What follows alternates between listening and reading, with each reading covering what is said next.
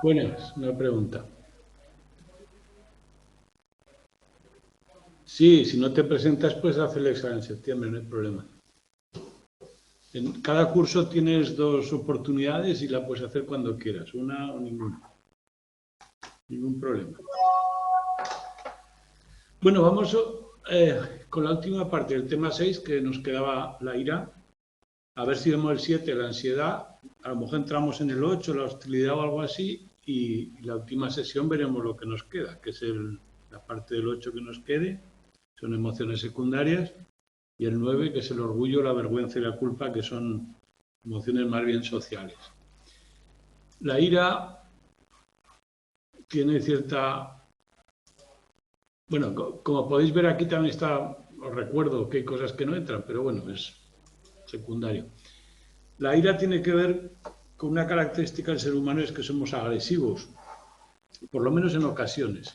Esa agresividad, algunos autores agresivos, rencorosos, esa agresividad a muchos filósofos como a Hobbes le parecía que el ser humano es un lobo para el ser humano, que solo la sociedad logra atemperarlo y hacer que sea una personas que podamos vivir unos con otros, ¿no? Y otros autores como Rousseau pensaban lo contrario, que el ser humano en estado natural es más generoso y más bueno y que es la sociedad la que lo corrompe, lo vuelve malo. Bueno, lo que está claro es que en cualquier caso la ira forma parte de la naturaleza humana, la veamos fruto de lo que la veamos, que muchas veces se ve como un sentimiento plenamente justificado, adaptativo, y otras veces como estar fuera de lugar, romper cosas que no, que no deberíamos. Bueno, tiene que ver con esa ambigüedad que hablamos.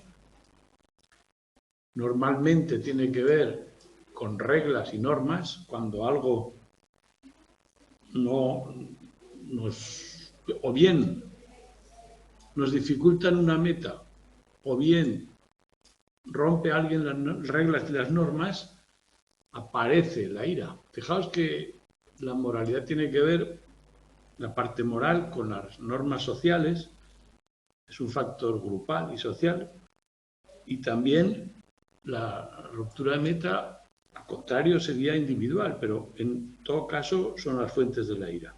Según quién la manifieste, más o menos consentida. Personas con autoridad y que respetamos cuando manifiestan ira, la aguantamos mejor que cuando es una persona poco respetable. Bueno, lo vais leyendo, eso no tiene mayor dificultad. En la definición, cualquier frustración por un estímulo aversivo, cualquier una situación en la que no podamos conseguir una meta que queríamos conseguir o se nos cometa una injusticia o bien nos sintamos mal, puede aparecer una frustración, que es un sentimiento negativo y que básicamente nos enfurece, nos da vigor para poder actuar. La ira interrumpe otras acciones y prepara todos los recursos para enfrentar a esa injusticia o a esa interrupción, a esa frustración. Es, por lo tanto, básicamente negativa en el sentido del sentimiento que provoca, pero, como siempre decimos, es adaptativa porque permite enfrentar situaciones, poner energía con más determinación, con más fuerza.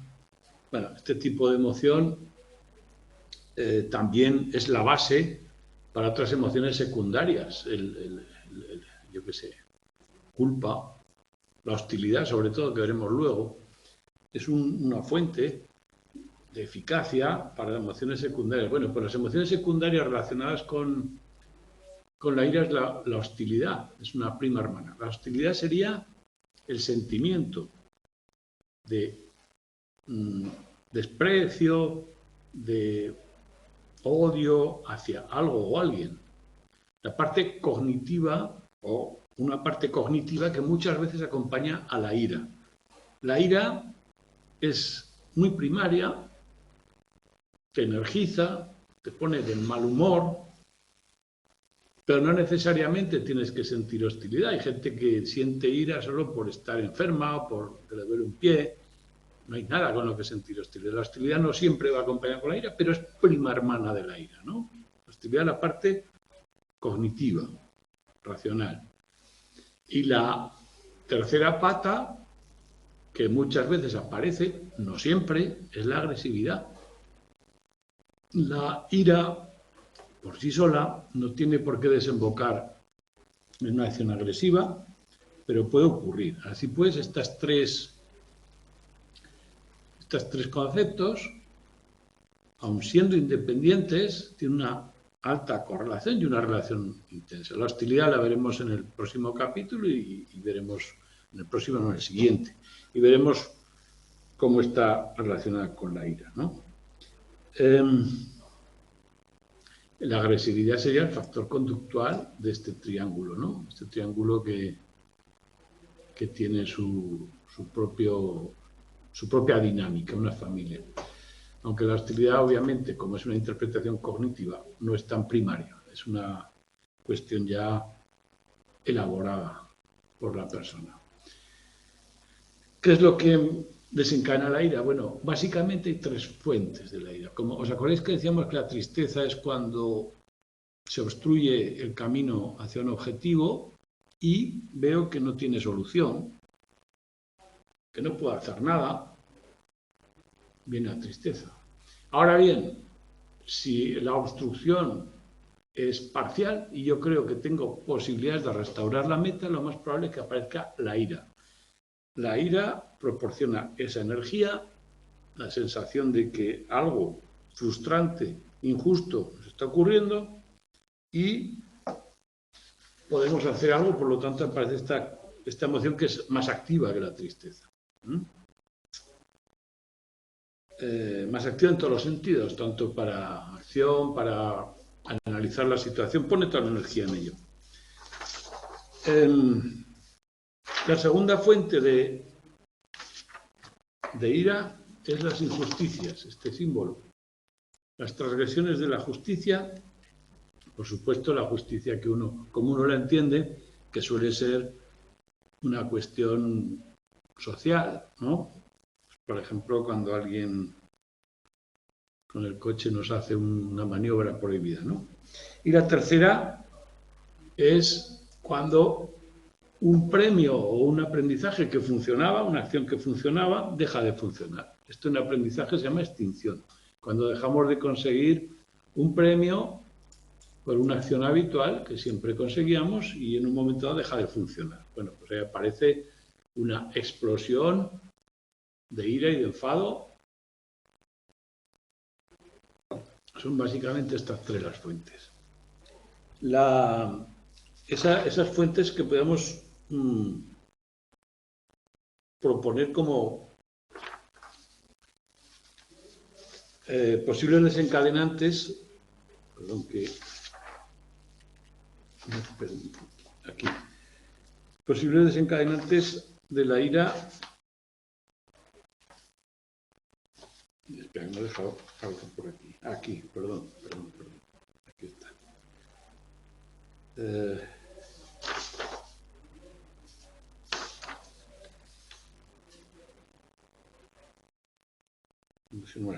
Las situaciones frustrantes, ¿no? La obstrucción a una meta.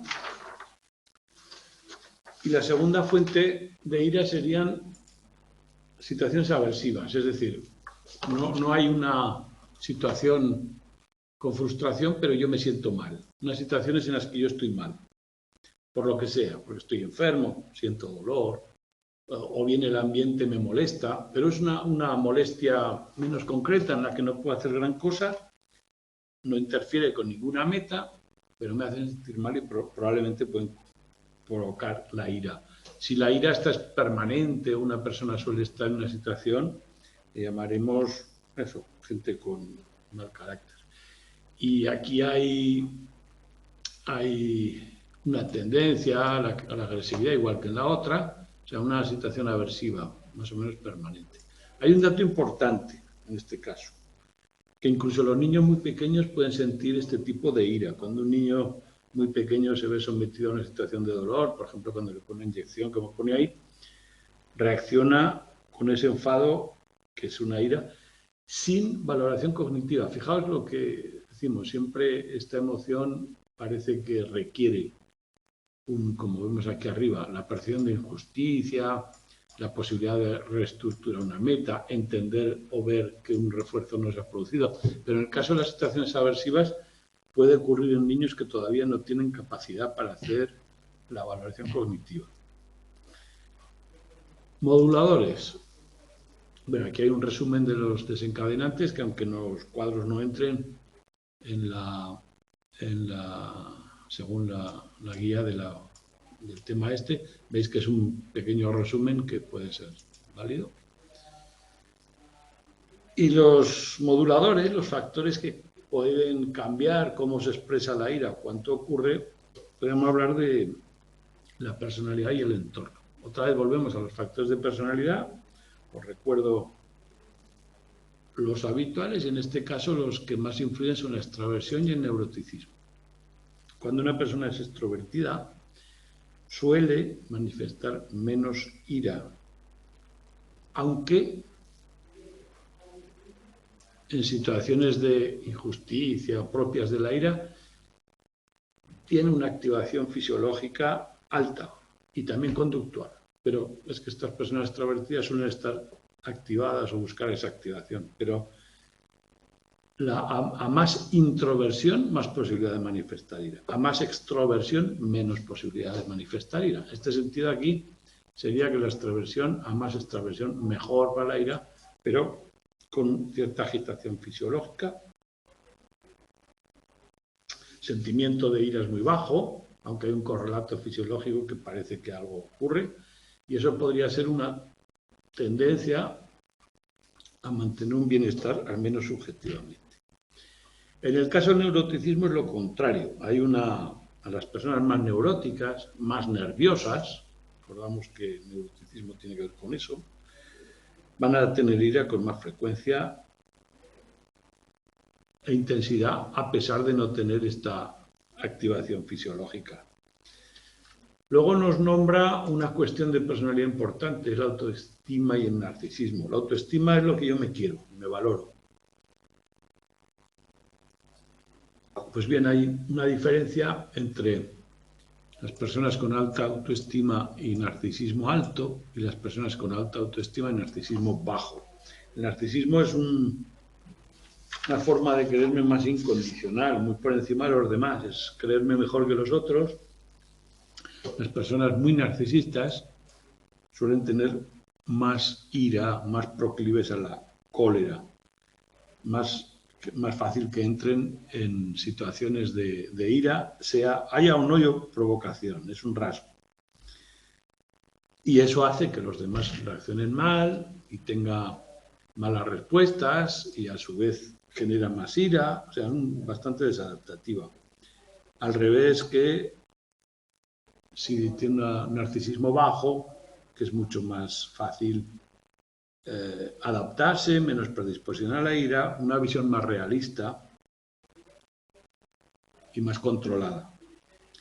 Los de alto narcisismo tienen bajo control, medido por escalas, y alta reactividad.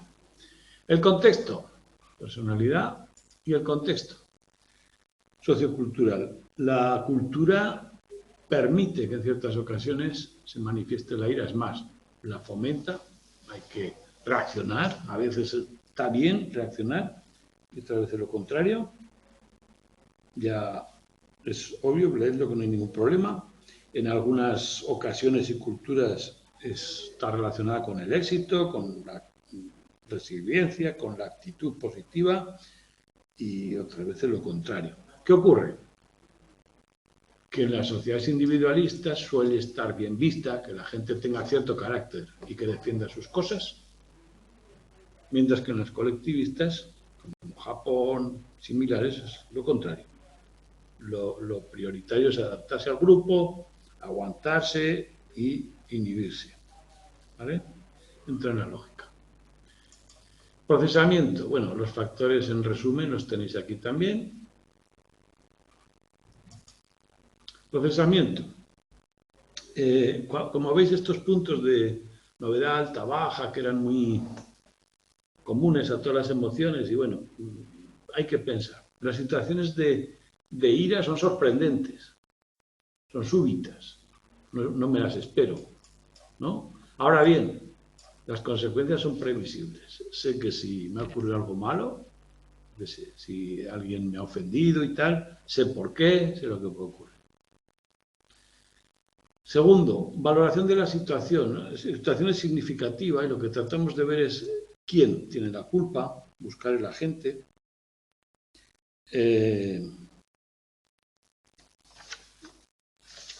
Buscar el agente que nos ha provocado esa situación y ver qué actuaciones tenemos que hacer. Para eso valoramos si merece la pena afrontarla en función de ¿soy capaz de hacerlo? ¿Tengo los recursos y el control? ¿Se ajusta a lo que se considera adecuado? Todo eso. Poder, consecuencias que me va a llevar, el ajuste, todo eso. Y las normas que tengo que tener en cuenta todo el tiempo. Bueno, están aquí, perdón. Las normas moduladas por contexto. ¿Veis que entra dentro de la lógica? Yo no me extiendo más. ¿Para qué sirve la ira? Prepara recursos para defendernos, atacar, restablecer metas, remover obstáculos, quitar lo que sea. Y además, como pone aquí, es la emoción más potente para eso, la que más se vuelca, aunque estos recursos podríamos usarlos en otras emociones, es la que más potencia consigue, más vigor consigue y bueno, y las mantiene en tiempo mayor. Como tenemos que restaurar metas, lo que tenemos que hacer es restablecer o retirar obstáculos, como pone ahí. Y es muy temprana, como fijaos que en gran parte suele ser social, pues bueno, a los 4 meses, 6, 7 meses, bueno, a los 4 meses ya hay reacciones de ira, expresiones, pero a los 6, 7 ya es incluso social. Yo reclamo a alguien algo que me ha quitado y sé que ese alguien o que yo lo puedo conseguir. Y esto es lo que llamamos aquí habilidades medios fines. Cuando el niño o el bebé ve que hay una meta bloqueada, pero ve una posibilidad de conseguirla por algún medio, lo que decíamos antes de las metas bloqueadas, pero todavía accesibles, puede aparecer la ira y así ocurre. Cuando el niño es capaz de analizar la situación y ver que es posible, ya puede aparecer la ira. Y luego la respuesta del adulto, primero es una señal, yo pido algo, luego es una señal que el adulto me devuelve, me da o no me da, el niño que tiene un capricho y el adulto se lo niega, es un diálogo de iras y que van modulándola, ¿no? Bueno. Luego, en vez de los adultos que nos educan, los agentes pasan a ser otras personas, los iguales, y dependiendo del ambiente donde nos criemos, acostumbraremos a unas reacciones u otras, la inducción del ambiente. Todo eso está resumido en el cuadro. Y por último, la activación, cómo se activa. Siempre es desagradable. La ira es una situación negativa para nosotros, se siente subjetivamente, muchas veces nos da la sensación de que estamos perdiendo el control. Puede aparecer en diversas variedades, pero ponemos mucha energía. No reflexionamos mucho. Cegados. Bien. Potente es irreflexiva, pero también cambia su intensidad y ahí tiene un montón de términos. Los siguientes puntos, correlatos neurológicos, de expresión facial, expresión vocal, no entran. Y entra el afrontamiento. El afrontamiento lo que hace es ver dónde están los obstáculos, qué tengo que hacer, enfocar la atención y los recursos para aquello relevante y poner toda la energía en ello, desde energía que no sabíamos ni que teníamos, ¿no? Bien, por supuesto esto es muy adaptativo.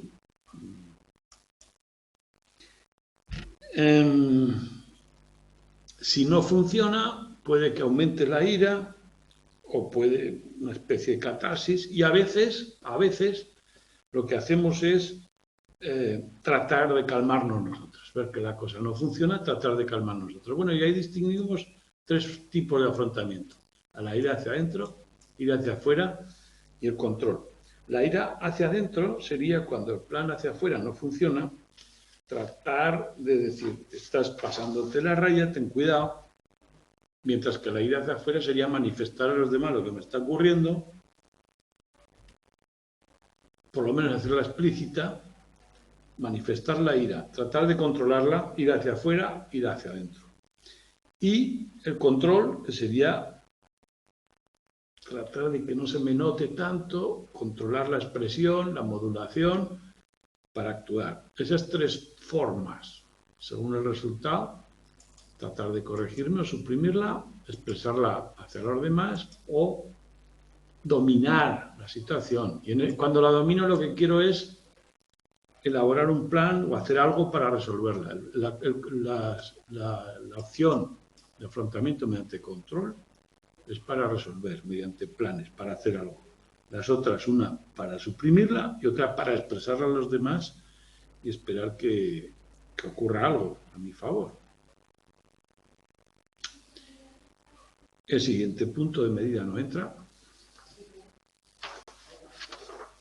Y el de consecuencias, que acabamos, tenemos aquí.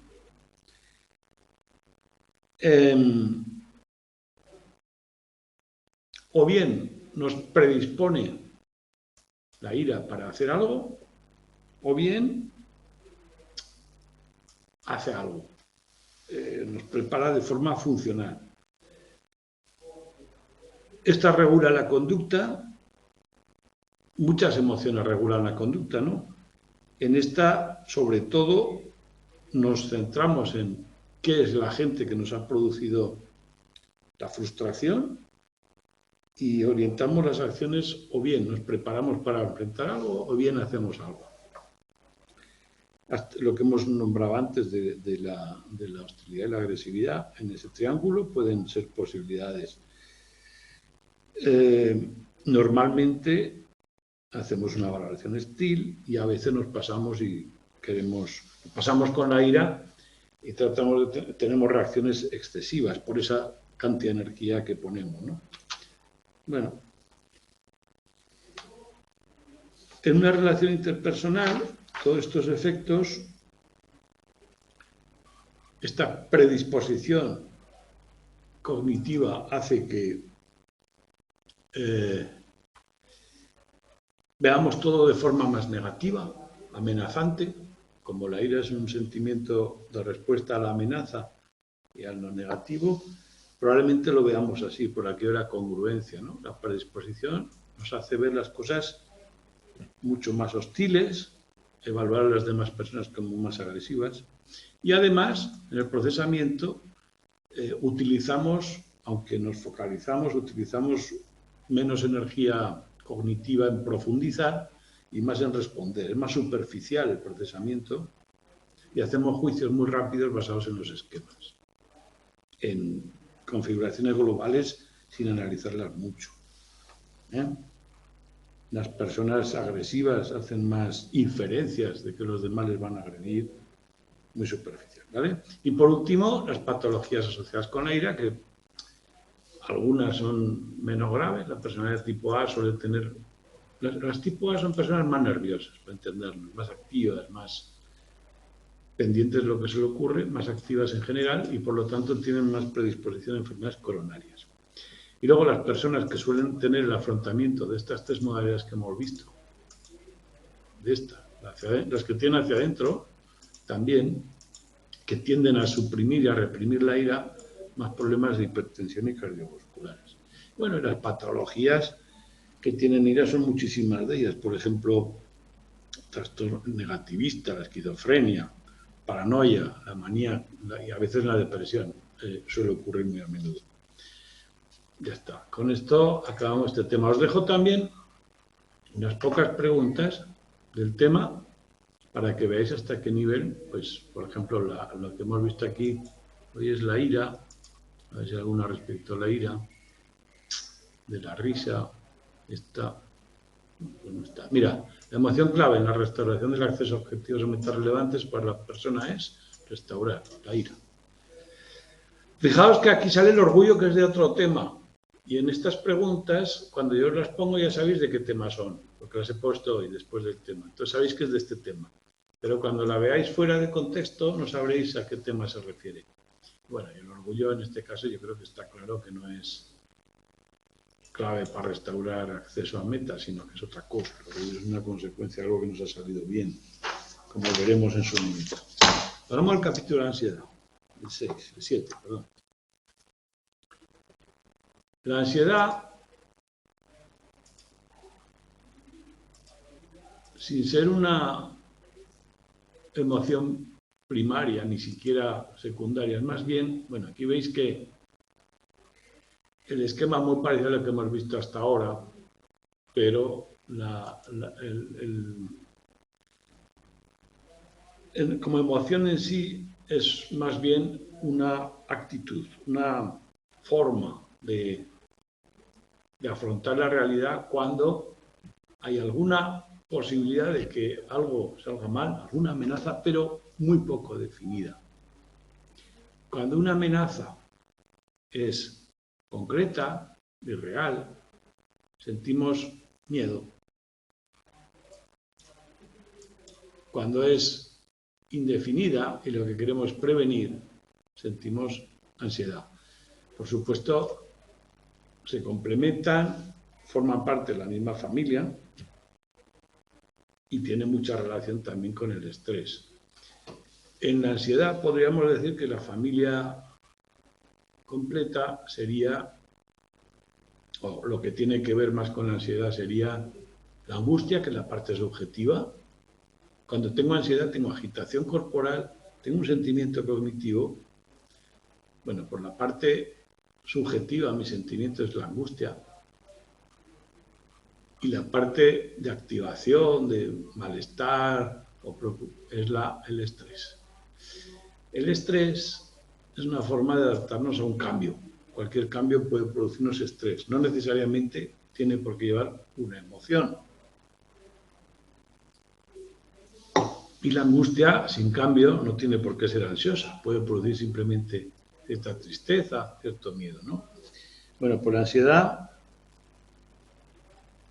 comparte recursos, funciones con esta familia. La angustia es el sentimiento y el estrés, proceso adaptativo no emocional. Os repito que en psicología de emoción tenemos que utilizar los términos con esa precisión. No se trata de transferir el conocimiento del lenguaje o el uso lingüístico con el psicológico, por eso paro un poco en esto. También hay un trastorno. Si veis el manual de trastornos psicológicos y psiquiátricos, trastorno de ansiedad generalizada, que no es el caso. Nuestra ansiedad es la normal, adaptativa, la que nos permite prevenir y superar situaciones, y el trastorno es cuando la ansiedad se desborda y nos impide vivir con normalidad. También en muchas otras patologías aparece la ansiedad excesiva, las fobias, muchos episodios maníacos y obsesivos. Aquí la ansiedad es adaptativa, es una especie de guardián, normal y frecuente. Estamos muy a menudo en estados de ansiedad, más o menos leve, porque estamos a menudo vigilando lo que nos ocurre. La ansiedad sería un guardián y cuando deja de ser útil es cuando es patológica, cuando se excede.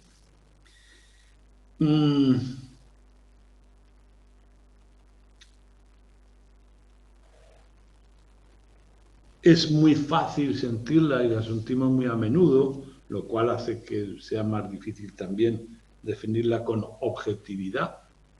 Una extensión preventiva del miedo podríamos considerar, aunque en este caso sería una actitud que se dedica más a procesar la información. La actitud incluye sentimientos, parte cognitiva y conductas. Es un constructo mucho más global que trata de ver qué está ocurriendo ahí, qué nos puede ocurrir mañana, qué puedo hacer para prevenirlo, adelantarse a los acontecimientos. Básicamente lo que hace es anticipar con la información qué es lo que me puede ocurrir, desechar la información irrelevante y centrarte en lo que importa. Y aquello que importa es lo que no está relacionado directamente con la supervivencia. Definición, podemos definirla, no es una emoción básica. O sea, perdón, sí es una emoción básica, pero no es primaria.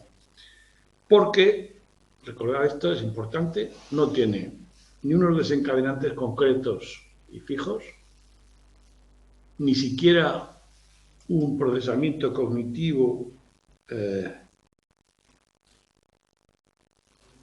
habitual, no tiene una expresión, ni una conducta, ni un patrón fisiológico, no es primaria.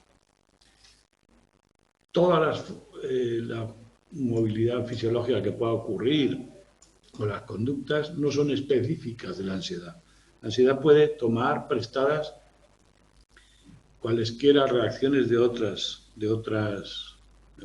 emociones, expresiones y análisis.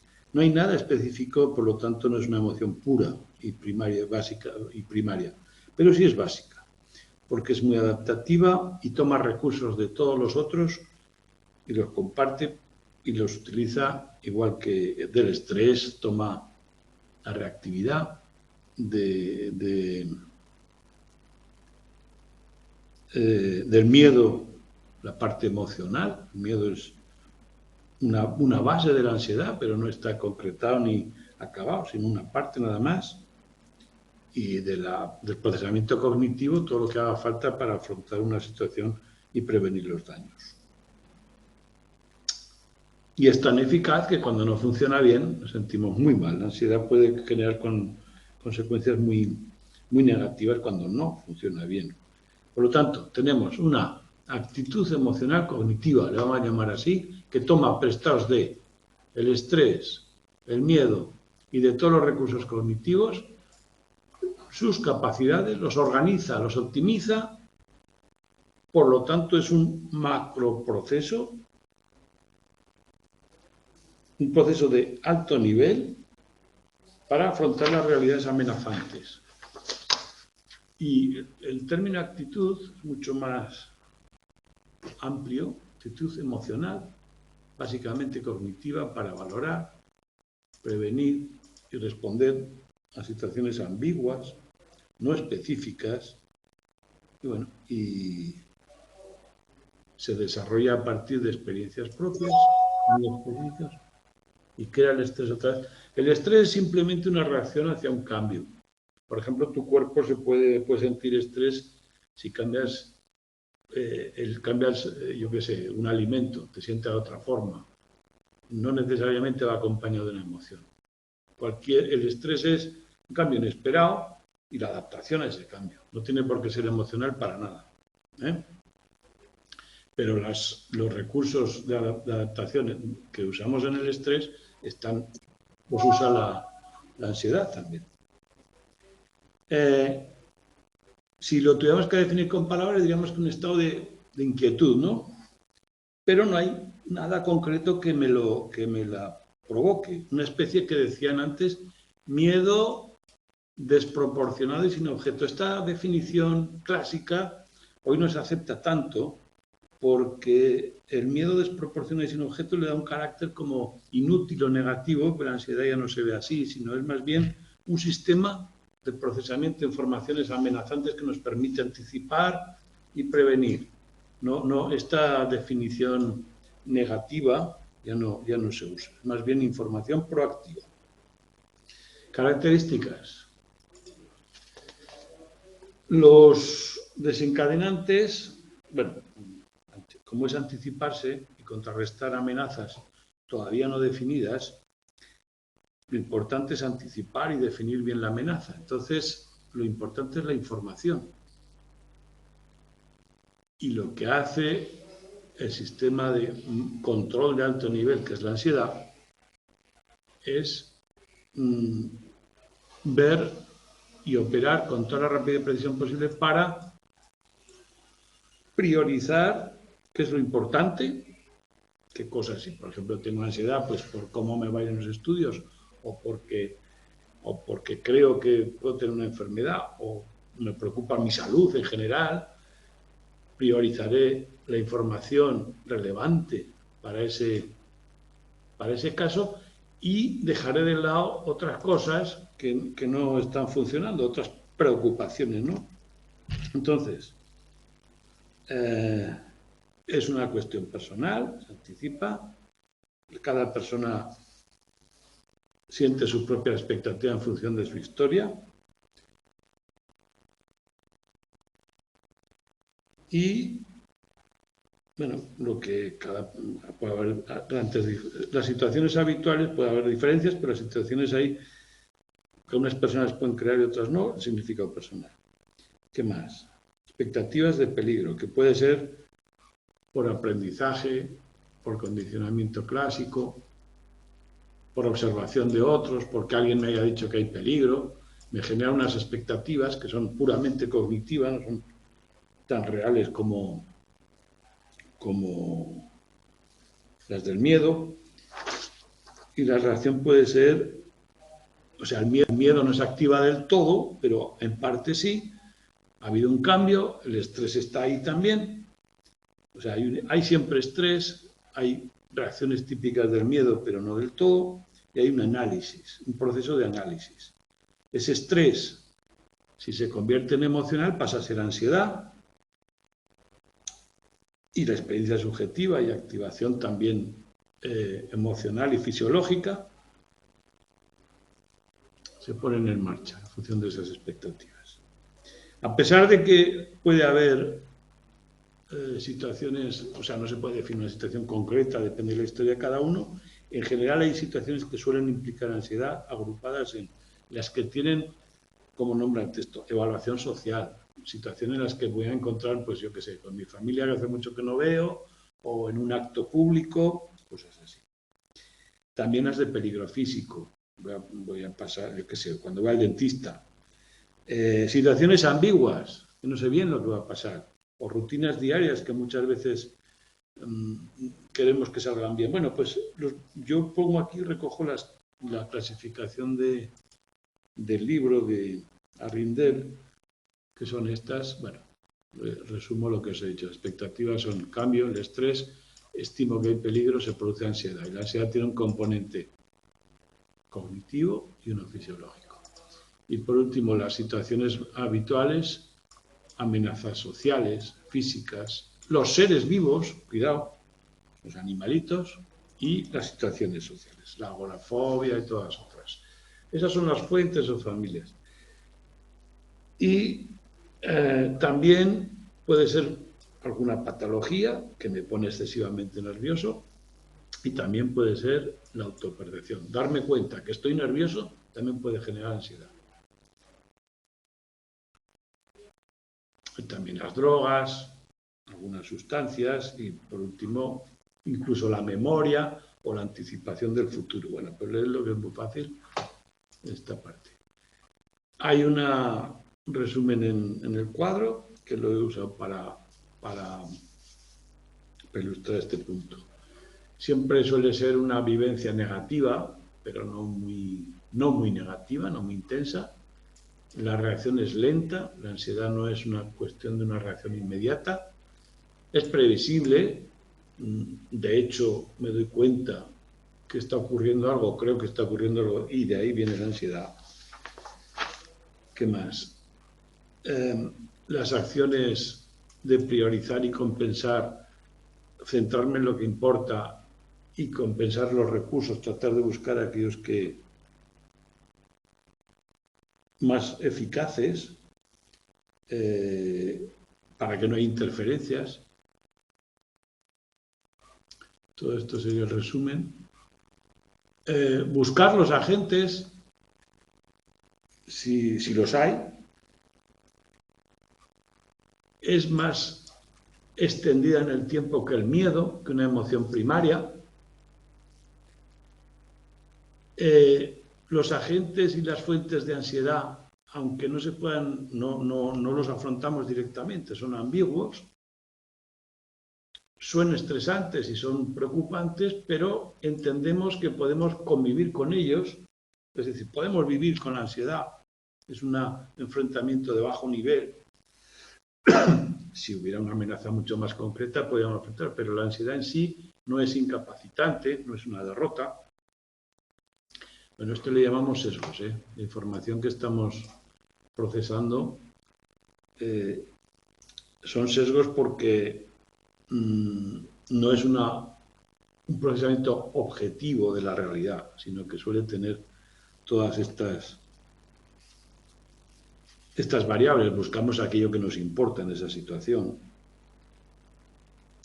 y utilizamos la atención, la memoria, interpretación.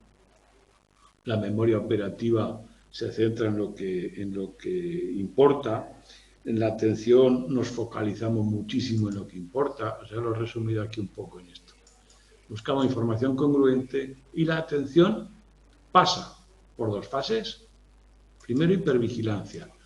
Me empiezo a sentir ansioso por un peligro incierto.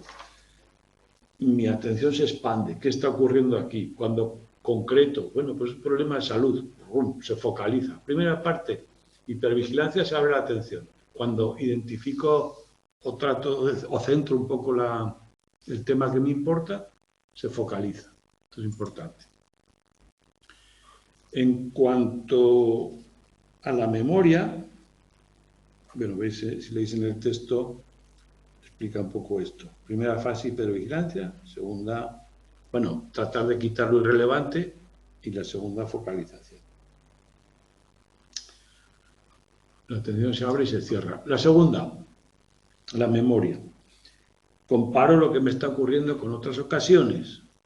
Trato de ver la información que tengo guardada y esa información que busco, por supuesto, depende de... está sesgada. Busco la información congruente con la situación.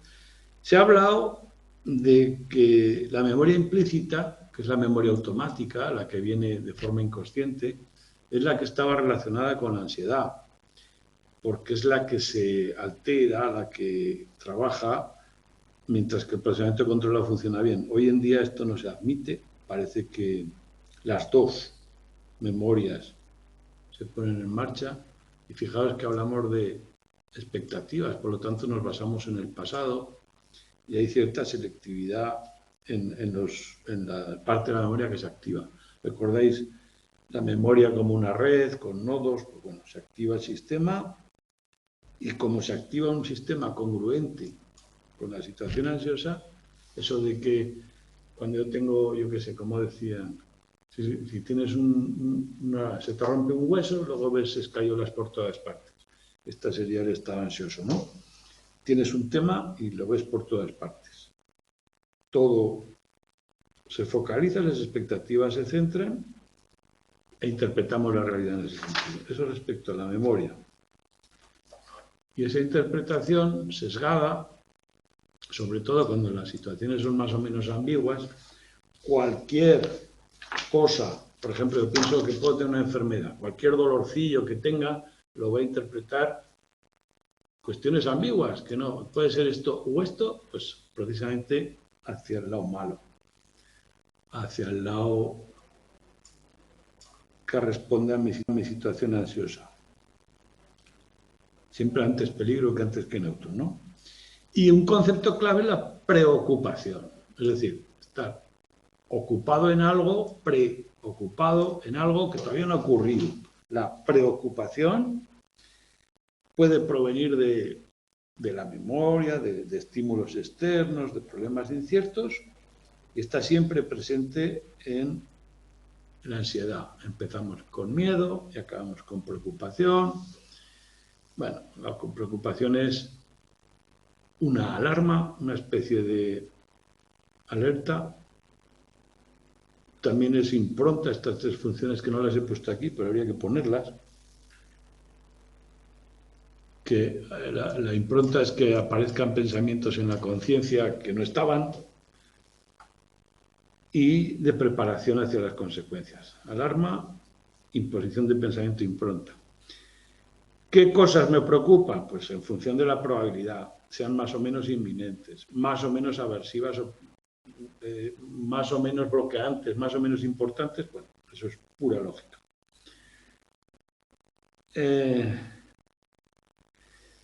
Todo esto genera una situación en la que yo me he centrado, me he hecho la realidad y probablemente pueda durar mucho tiempo. Y a más ansiosa sea la persona, a más problemas patológicos tenga, más centrado queda en eso, más agarrado queda en eso y más difícil salir de la ansiedad. Muy bien. Y por último, movilizar recursos auxiliares. Esta función es que, bueno, aquí la memoria operativa, que tiene ciertos límites, se pone en marcha y se compensa con otras fuentes de información. Hay cierta interferencia cognitiva y bueno, la memoria operativa se complementa con otras fuentes, con otras cuestiones, simplemente ponerlo todo, compensar, la función compensatoria que hemos dicho antes. Aquí el punto siguiente, priorización y compensación de la información, lo hemos dicho ya antes. Priorizar y compensar es prácticamente lo que hace la ansiedad, repite prácticamente lo mismo, nos insiste en que es una adaptativa enfocada al futuro, detectar amenazas y evitación, y bueno, que podemos actuar en el espacio, en el ambiente, en el contexto, para tratar de bajarlo. Vamos a ver la activación. Bueno, lo que repite lo pongo aquí, que lo teníamos antes. En la activación hay la parte subjetiva es muy fácil. Tenemos angustia, el problema, tenemos preocupaciones, inseguridad, aprensión, nerviosismo, malestar. Todas esas palabras que usamos están ahí. La preocupación que hemos hablado. Y a veces obsesiones. La ansiedad genera pensamientos que no nos gustaría erradicar, pero están todo el tiempo ahí. Y cambios somatológicos. Muchas veces lo hemos nombrado al principio y poco después, pero la ansiedad viene acompañada normalmente con muchas reacciones somáticas y fisiológicas, todo el estómago, toda la cabeza, muchas cosas que en principio no tienen una explicación biológica, fisiológica tangible, ¿no? Bueno, la parte de los correlatos neuroanatómicos y fisiológicos bien tienen que ver con la amígdala. El estímulo, las reacciones de la amígdala y cómo la amígdala manda señales a otros lados. Leedlo si queréis, aquí está en detalle, tiene demasiado detalle, pero lo esencial es que tanto sistema simpático, parasimpático, o sea, todo el sistema fisiológico, como la expresión, la acción y el cognitivo están relacionados con la amígdala y las reacciones van todas a una. La amígdala está comunicada tanto hacia abajo, con otros parámetros fisiológicos, como hacia arriba, la mente, para poder preparar y anticipar y analizar las situaciones. Arriba, abajo, abajo, arriba, con el córtex y con, bueno, las otras estructuras del hipotálamo. Muchos detalles: defensa, reduce el dolor, hipoalgesia, da la expresión facial, todo eso tiene que ver con la reacción. Arriba, abajo, abajo, arriba. Bueno, la comunicación no verbal, la expresión, recordad que no solo son para automáticas, sino que muchas veces tiene una función social y a veces, como hemos dicho al principio, no tiene una expresión propia, la ansiedad, pero a veces sí la reconocemos en hiperactividad, forma de hablar más torpe, subir o bajar la voz, evitación, bajar la mirada, nerviosismo, todo eso, inquietud motora, comer demasiado, beber demasiado y todas esas cosas. Bien, el afrontamiento. El afrontamiento tenemos, bueno, hay un cambio, produce estrés, lo valoramos como peligro y se produce la ansiedad, tanto cognitiva como fisiológica. Y aquí este punto es importante. En función de dos dimensiones nada más, hay tendencia, las personas difieren en estas dos dimensiones en la tendencia a evitar, o sea, reprimir la ansiedad, evitar pensar en el problema que se me ha metido en la mente, personas que tienen baja represión, ningún problema, pero hay personas que tienen alta represión, tratan de evitarla con fuerza, ¿no?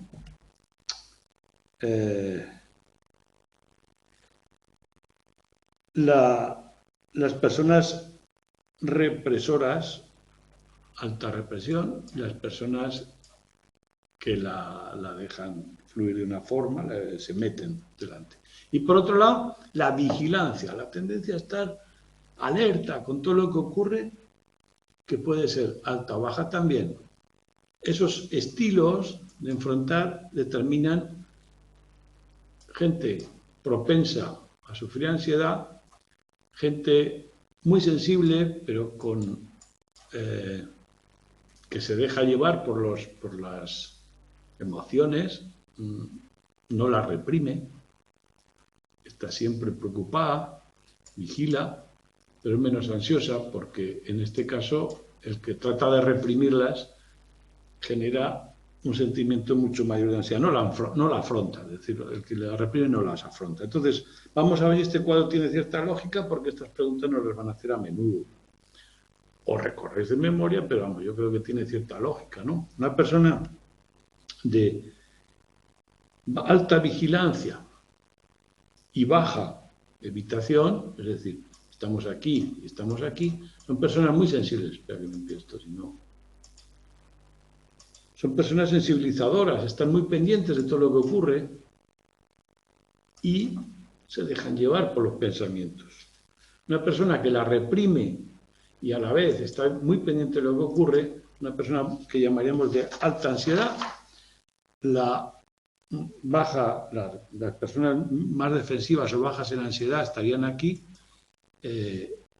no reprimen mucho, pero tampoco están alerta, vigilando. Y por último, una persona con alta represión y poca vigilancia es la que llamaría una persona represiva, represora. Bueno, pues suele salir a menudo estas preguntas. Este cuadro es importante, como podéis ver. Bueno, y como resumen de la activación tenemos el cuadro del texto, los efectos subjetivos, los fisiológicos, que están aquí resumidos un poco más fácil. Estas reacciones son las que más o menos son familiares de la ansiedad, aumenta la tasa cardíaca, la resistencia vascular, la tensión, vamos, volumen sanguíneo baja, mira, el volumen baja, la temperatura periférica baja. Esto va a lo mejor en contra de cierta intuición, pero bueno, lo puedes recordar, pero no suelen preguntar estas cosas. Y bueno, y estos 4 estilos en función de las dos dimensiones, eso sí es importante. Consecuencias. La ansiedad puede ser temporal o puede ser un rasgo de personalidad. Como hemos visto, los estilos de afrontamiento hacen que personas sean muy diferentes. Entonces, como reacción puntual, tiene un proceso que se activa, como tendencia, rasgo, es un potencial. Las personas tienen más o menos predisposición. Ahora bien, esto es un enfoque también más o menos estático, que hoy en día es mucho más dinámico, pero como punto de partida nos sirve. Si nos fijamos, las personas que tienen una predisposición a reaccionar de forma más ansiosa también hay más situaciones en las que lo hacen. Es más fácil que se pongan ansiosas. Al final hay una interacción, una dependencia que lo hace mucho más dinámico que esta visión. Pero como análisis no sirve, ¿ves? Una persona en una situación ansiosa se preocupa, emociona, y la persona que tiene un rasgo, pues suele tener más o menos... Oh, mira, qué falta de ortografía hay en este libro. Bien, dejémoslo así. Leéis un poco, pero simplemente que las personas que tienen cierta tendencia pues van a hacerlo más a menudo. Y nos dice qué factores de personalidad predisponen. Acordaos también que, claro, en cada situación yo vengo con mis características, esta situación genera un estado particular y mis motivos, cómo lo interprete la situación, un poco esto es el resumen del texto. ¿Qué quiero yo aquí y cómo lo interpreto? Este sería las consecuencias de la ansiedad. Y luego hay personas más vulnerables que otras en función de su personalidad. Los extravertidos, personas que buscan relaciones, son más sensibles a los castigos. Si anticipan un castigo, probablemente se sientan ansiosas. Y los neuróticos, las personas más nerviosas, aquí he puesto dos M's, son más sensibles al reforzamiento, buscan más el reforzamiento. Bueno, pues eso es lo que les hace más sensibles a la ansiedad. La sensibilidad hacia los castigos y el reforzamiento en su caso. Aquí también se repite. Y luego hay una tendencia de personalidad a ser retraído. Aquello que hemos visto, inhibir, tiene que ver que, bueno, en función de las expectativas y la sensibilidad son los parámetros del retraimiento que hacen que las personas sean diferentes. Las creencias, las expectativas modulan las creencias y así somos más o menos vulnerables. Y la vulnerabilidad debido a los esquemas mentales, mi interpretación de la situación depende de esquemas mentales, pues hay gente que por su historial tiene esquemas mucho más tendentes a la ansiedad que otros. Y bueno, por último, la experiencia que yo he tenido en cada situación, si creo que lo puedo controlar, si creo que el peligro es más o menos duro, si es más o menos inminente, palabras, y si es más o menos probable, como es. Y por último hay factores genéticos, en gemelos suele haber más tendencia, y factores de estrés. El estrés, como hemos dicho, es uno de los componentes de la ansiedad, pues hay las situaciones con mucho estrés es más probable que generen ansiedad. Y por último, las patologías asociadas, en un resumen muy rápido, tenéis un cuadro con los trastornos. Bueno, en el cuadro del DSM-4 ahora está el DSM-5, en el DSM-5 son los que hay aquí. Si no los conocéis podéis mirar los síntomas, pero todos de la ansiedad tienen que ver con ese nerviosismo sin objeto, fuera de lugar, desde el pánico a la ansiedad en lugares abiertos, y también son de la familia las obsesiones que se meten en la cabeza y los traumas, pues postraumáticos, las guerras y todo eso. Bueno, la medida, hay una serie de test que los resumo aquí, no son más importantes, pero sí las formas de medir. La mayoría de las veces la ansiedad se mide con autoinformes, las personas nos dicen lo que sienten, entrevistas más o menos estructuradas, alguna medida fisiológica hay, entonces la ansiedad es una variable dependiente. Vamos a ver, o sea, la medida fisiológica son variables dependientes, a más ansiedad, a ver qué ocurre con el cuerpo, ¿no? Y ahí podemos deducir.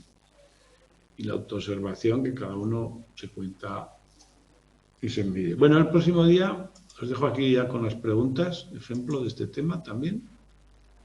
El próximo día veremos las emociones más secundarias, que se derivan de las primarias, y las sociales.